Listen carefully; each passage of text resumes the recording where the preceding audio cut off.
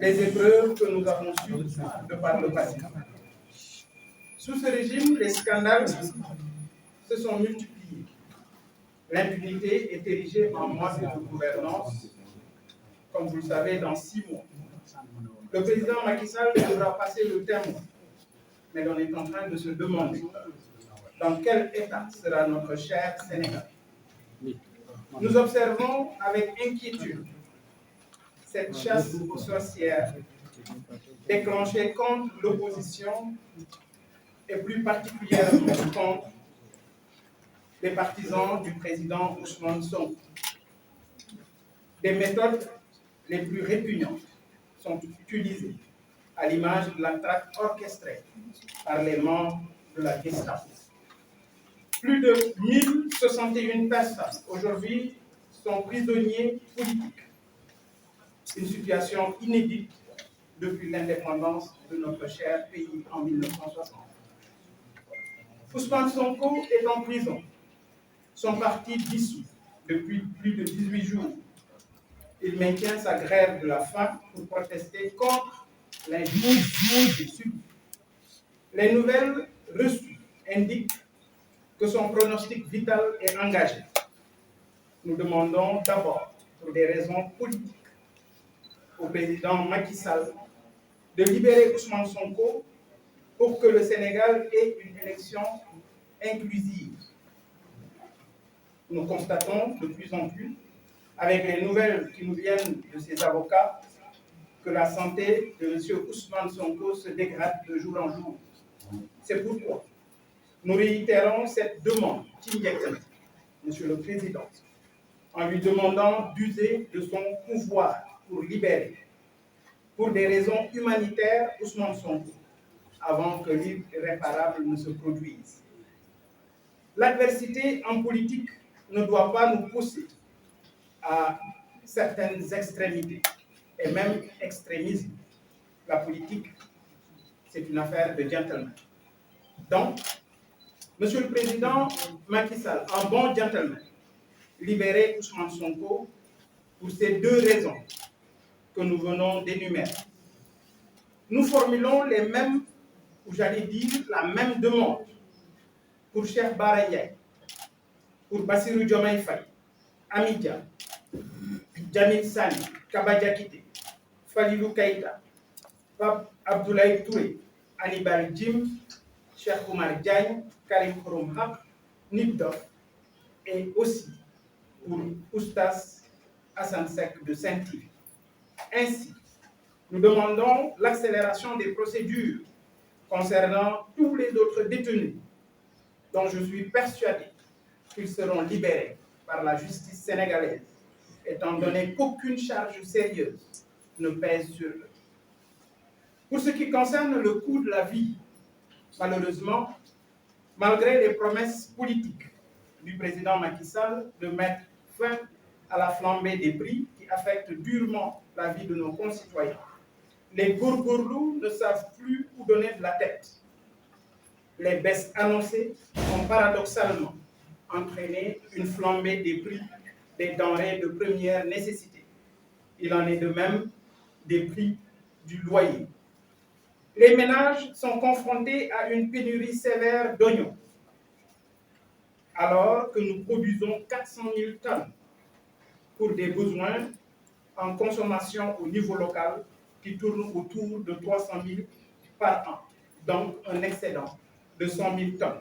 Mais hélas, une bonne partie de cette production pourrit entre les mains des vaillants agriculteurs. Il en est de même pour la production du riz dans la vallée du fleuve Sénégal, ce qui altère nos chances de réaliser l'autosuffisance en riz tant claironné. Toujours dans le domaine de l'agriculture, en cette période hivernale, nos paysans souffrent le martyre dans le Saloum, le Bawol, le Kayor, le Niambou et même dans le Niomba, malgré les 100 milliards annoncés pour soutenir la production cette saison. La mécanisation de l'agriculture promise reste une chimère et la distribution des semences, quant à elle, outre la mauvaise qualité, Elle est sélective et insignifiante. S'il vous plaît, 4 kilos de semences et 500 grammes d'engrais par personne. Il faut quand même cependant reconnaître les efforts fournis par le ministre de l'Agriculture dans la distribution des engrais et les efforts consentis sur les prix. Le sac d'engrais de 50 kg pour l'arachide est vendu dans certaines zones à 8 000 francs. L'engrais pour le maïs à 12 000 francs. Pour le mil à 10 000 francs. L'urée à 12 500. Alors que l'année dernière, les prix grimpaient jusqu'à 30 000 francs le sac. Toutefois, plusieurs casse-têtes rendent les agriculteurs très pessimistes, encore pour cette saison. Monsieur le Président Macky Sall, de grâce, pas d'esprit de vengeance sur le peuple qui n'a fait que vous obliger à respecter la Constitution pour ce qui concerne le 3e mandat. À 6 mois de la fin du second et dernier mandat du président Macky Sall, le phénomène Barça ou Barça, je veux parler de l'immigration clandestine, a repris de plus belle avec son cortège de morts. La tragédie de Fass Boye est une illustration frappante de l'échec flagrant de ce régime sur la gestion de l'immigration clandestine. Pourquoi Fass Boye alors que c'est le quai de débarquement le plus important du Sénégal? La réponse est simple. Parce que les pêcheurs n'arrivent plus à continuer leurs activités du fait de la raréfaction des poissons sur nos côtes, jadis l'une des plus poissonneuses au monde. Le recours à l'activité tchak-tchak démontre à suffisance l'échec du régime de Benno Bokk Yakaar sur la problématique de l'emploi des jeunes. En 12 ans de règne, Macky Sall exhibe fièrement 66 000 emplois par le biais du fameux programme Xëyu Ndaw, alors que les demandeurs d'emploi sur cette même période sont estimés à plus de 3 millions. Ce gouvernement, dirigé par le Premier ministre Amadou Ba, n'a pas de solution aux maux des Sénégalais, comme d'ailleurs son successeur Boun Abdallah Dionne.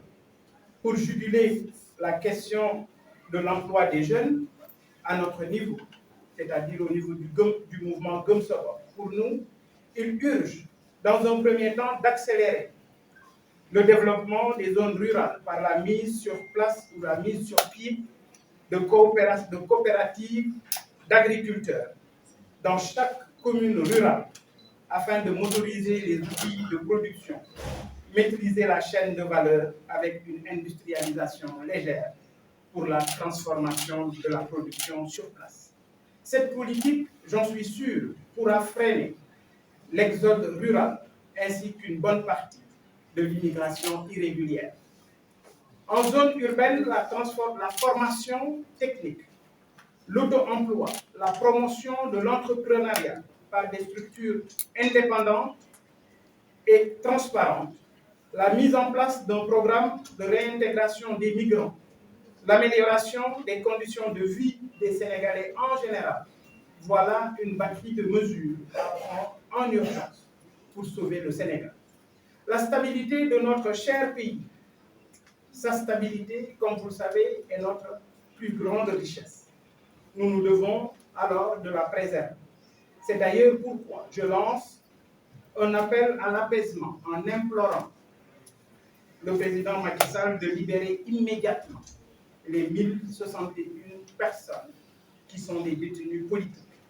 Monsieur le président Macky Sall, en choisissant de quitter la course à la présidentielle 2024, le plus beau cadeau que nous attendons de vous, c'est de consolider l'unité de la nation, soigner les blessures, lever les doutes pour faire face aux multiples chantiers qui nous attendent à partir d'avril 2024. Vive un Sénégal de paix et de prospérité. Je vous remercie pour votre attention.